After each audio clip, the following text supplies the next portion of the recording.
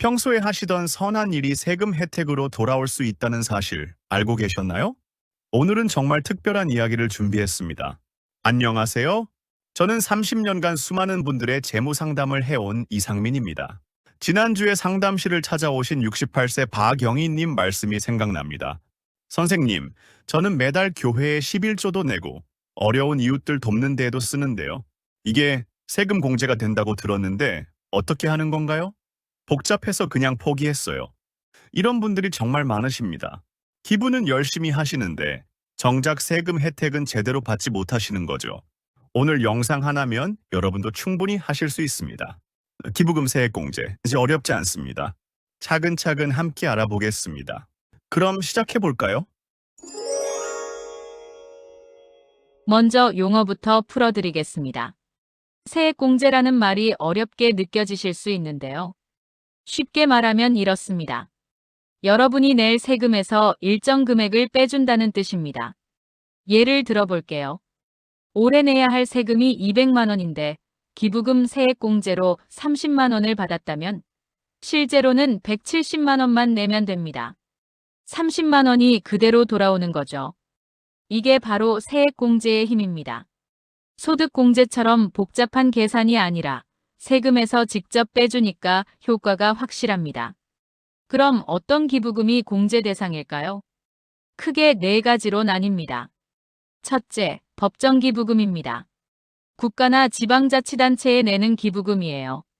국방헌금, 국군장병 위문금품, 재난이재민 구호금 같은 것들이죠. 이건 여러분 소득의 100% 한도까지 전액 공제받을 수 있습니다. 둘째, 지정기부금입니다. 이게 가장 흔한 경우인데요. 사회복지법인 종교단체, 학교, 병원, 문화예술단체 같은 곳에 내는 기부금이 여기 해당합니다. 많은 분들이 하시는 교회 헌금, 절보시, 복지관 후원금이 모두 여기에 포함됩니다. 이건 소득의 30% 한도까지 공제받을 수 있습니다. 셋째, 정치자금 기부금입니다. 정당이나 후보자에게 후원하신 분들이 해당되죠. 넷째, 고향사랑기부금입니다. 이건 좀 특별한데요. 나중에 자세히 설명드리겠습니다.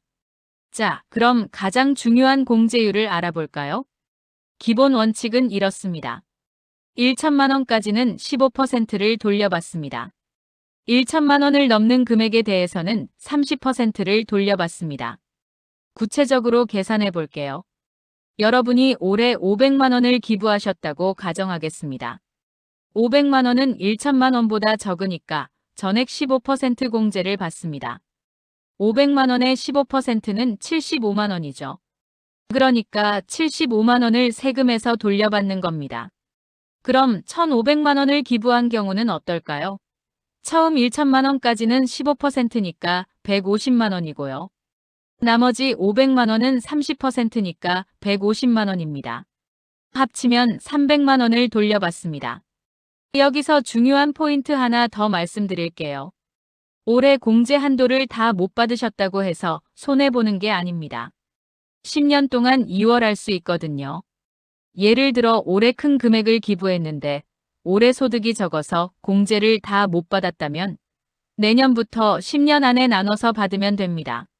하나도 버려지지 않아요. 단 여기서 주의할 점.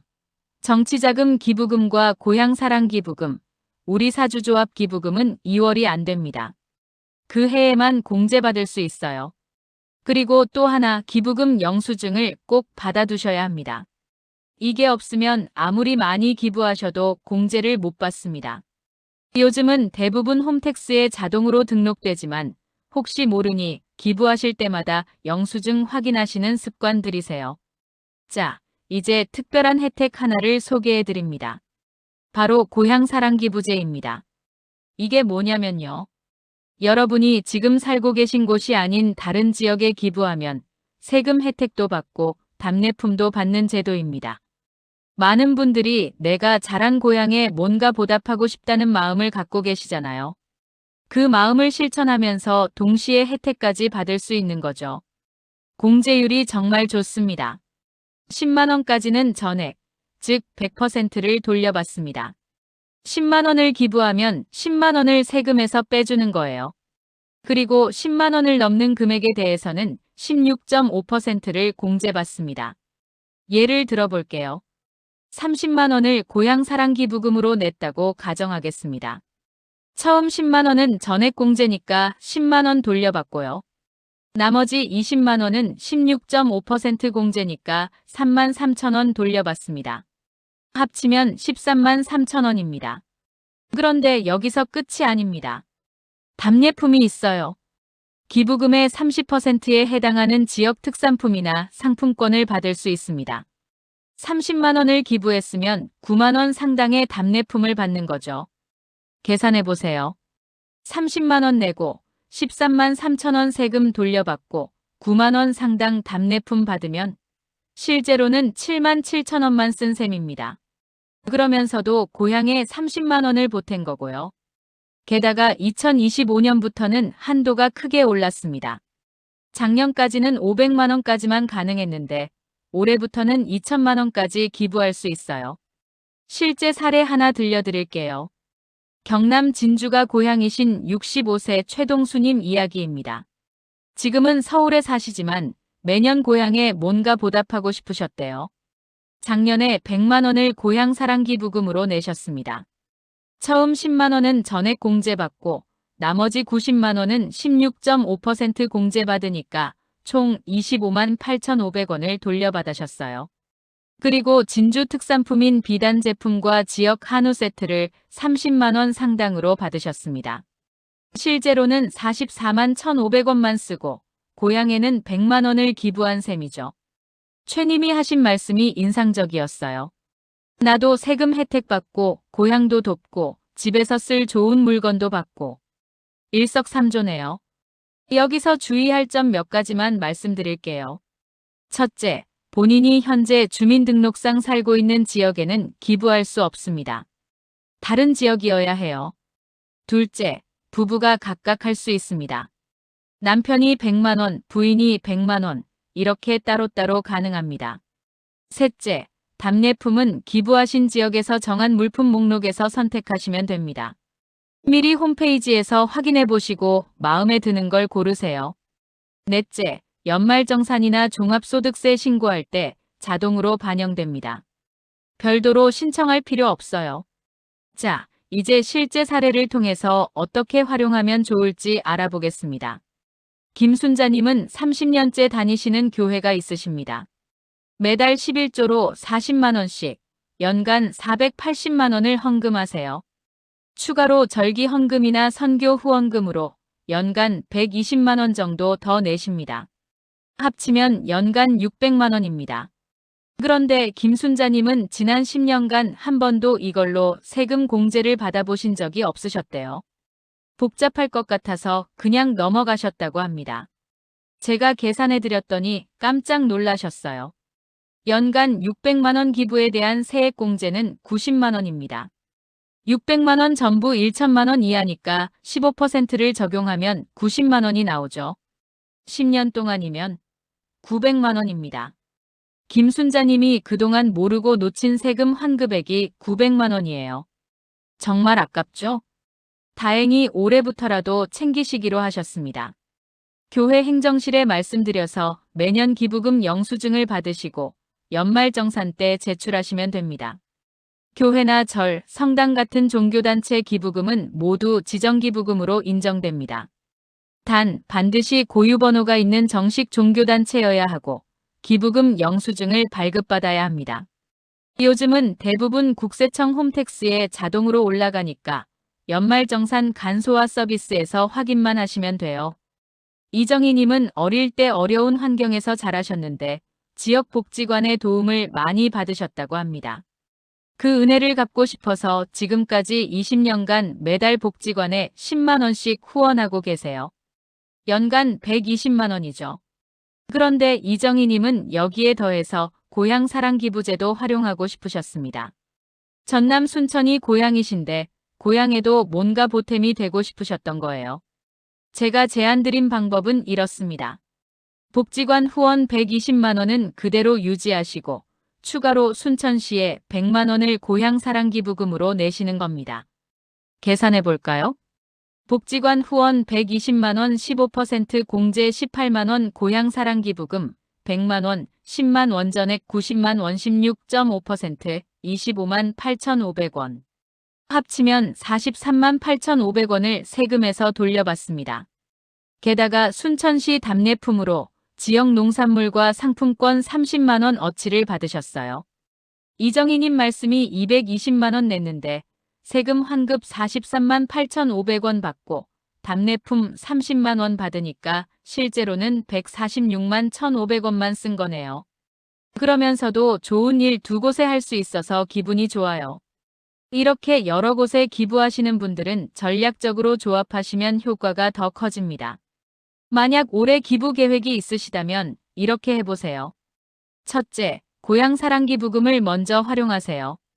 10만 원까지는 전액 공제니까 최소한 10만 원은 고향사랑기부금으로 하시는 게 유리합니다. 둘째, 여유가 되시면 고향사랑기부금을 100만 원까지 늘려보세요. 답례품 30만 원 받으면서 세액 공제도 25만 8,500원 받으니까 실제 부담은 44만 1,500원입니다. 셋째, 평소 후원하시던 곳이 있다면 그건 그대로 유지하시면서 기부금 영수증만 꼭 챙기세요. 넷째, 부부가 각각 소득이 있으시면 소득이 높은 쪽으로 몰아서 공제받는 게 유리할 수도 있습니다. 하지만 종교단체 기부금은 본인 명의로 낸 것만 공제받을 수 있으니 주의하세요. 자, 여기까지는 좋은 이야기였는데요. 이제 꼭 조심하셔야 할 부분을 말씀드립니다. 요즘 시니어분들을 노린 가짜 기부 사기가 정말 많습니다.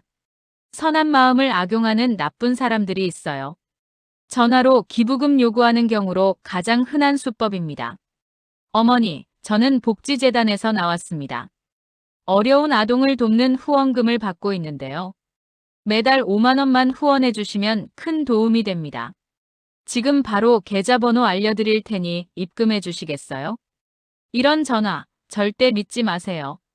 진짜 복지단체나 자선단체는 전화로 바로 계좌번호 알려주고 입금 요구하지 않습니다.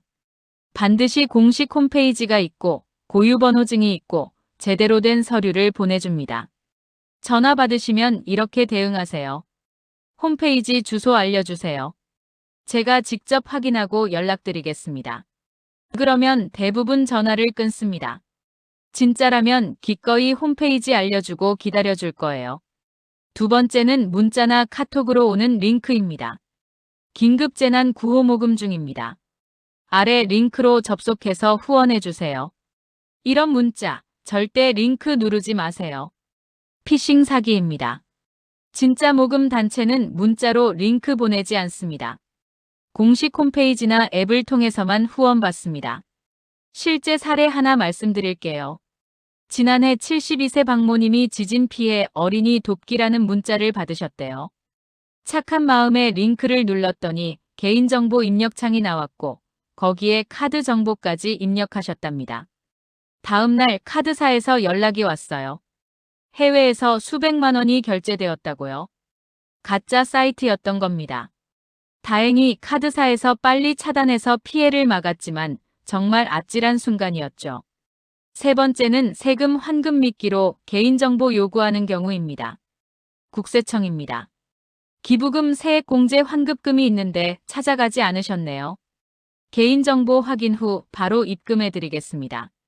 이것도 100% 사기입니다. 국세청은 절대 전화로 개인정보 물어보지 않습니다. 환급금이 있으면 자동으로 계좌에 입금되거나 우편으로 안내문을 보냅니다. 만약 이런 전화 받으시면 바로 끊으시고 국세청 고객센터 126번으로 직접 확인하세요.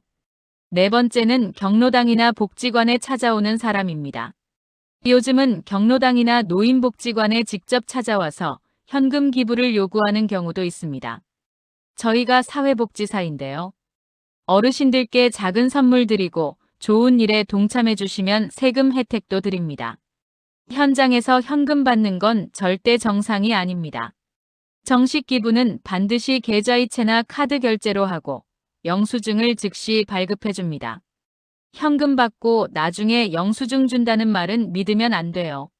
그렇다면 진짜 기부단체인지 확인하는 방법 3가지 알려드립니다. 첫째, 국세청 홈택스에서 확인하세요.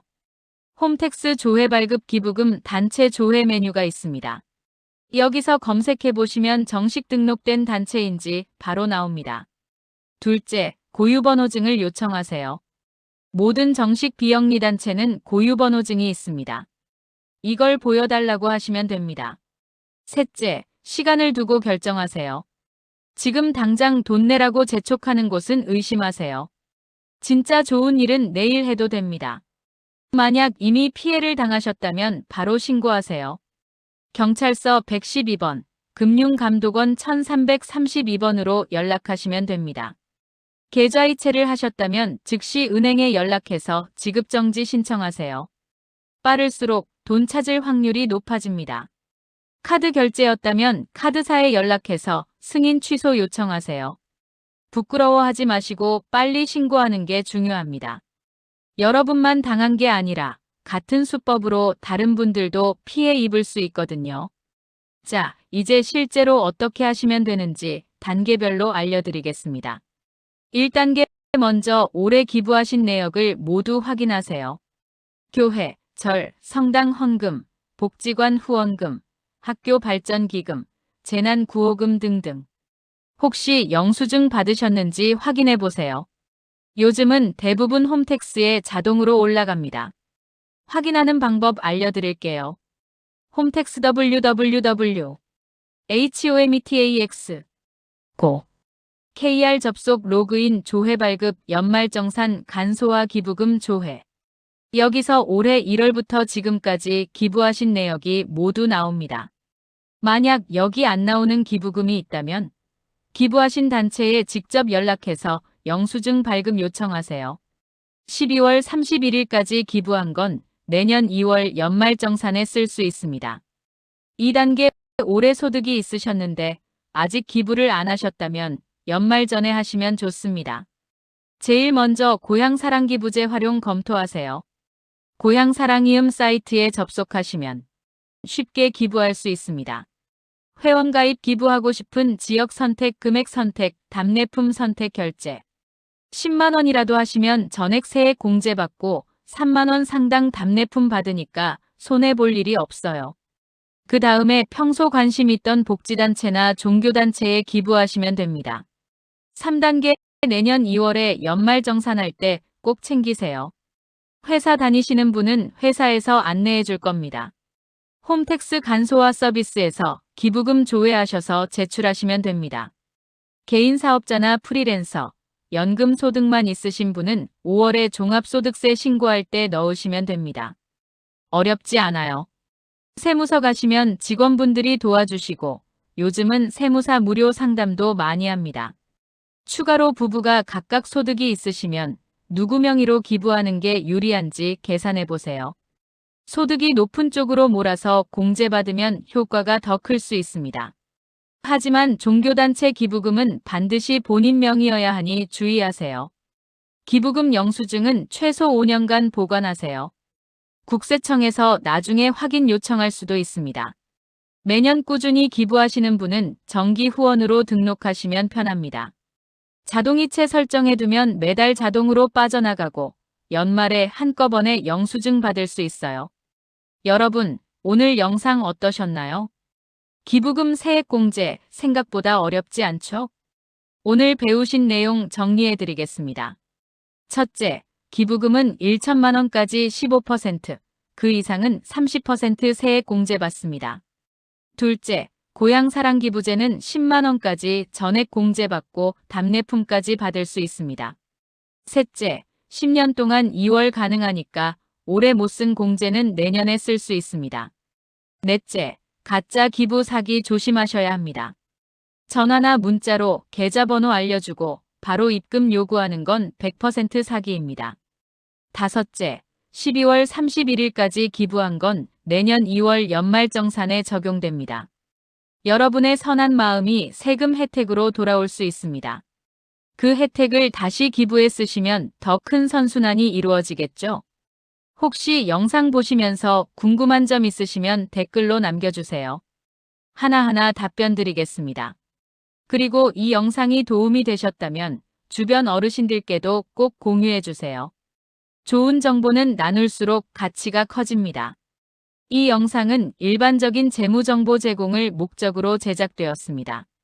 특정 금융상품이나 기부단체를 권유하는 내용이 아닙니다. 개인의 소득 상황, 가족관계, 기타 조건에 따라 세액공제 혜택은 달라질 수 있습니다. 정확한 계산과 적용을 위해서는 세무 전문가와 상담하시기 바랍니다. 기부는 본인의 자발적 의사에 따라 결정하시는 것이 중요합니다. 어떤 경우에도 강요나 압박을 받아서는 안 됩니다. 영상에 나온 사례는 이해를 돕기 위한 예시이며 실제 인물이나 단체와는 무관합니다. 세법은 매년 변경될 수 있으므로 최신 정보는 국세청 홈페이지나 세무 전문가를 통해 확인하시기 바랍니다. 오늘도 함께 해주셔서 감사합니다. 여러분의 안전하고 풍요로운 노후를 위해 항상 최선을 다하겠습니다. 다음 영상에서 뵙겠습니다. 건강하세요.